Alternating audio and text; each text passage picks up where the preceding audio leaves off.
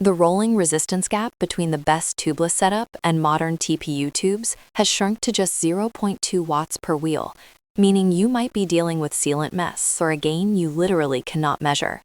Let's start with mass. A standard butyl tube weighs roughly 100 grams. Modern thermoplastic polyurethane, or TPU, drops that to roughly 35 grams. That is a 130-gram saving per wheel set for about $60, making it the most cost-effective rotational weight upgrade on the market. Speed loss comes from hysteresis. Energy lost is heat during tire deformation.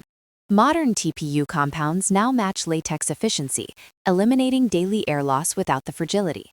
Current drum testing, referencing protocols from Silka, shows the fastest tubeless setup beats the best TPU by only 0.2 watts at 30 kph.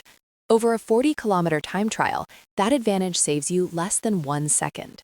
To gain that fraction of a watt, you pay the Tubeless Tax, air compressors for bead seating and replacing dried sealant every 90 days.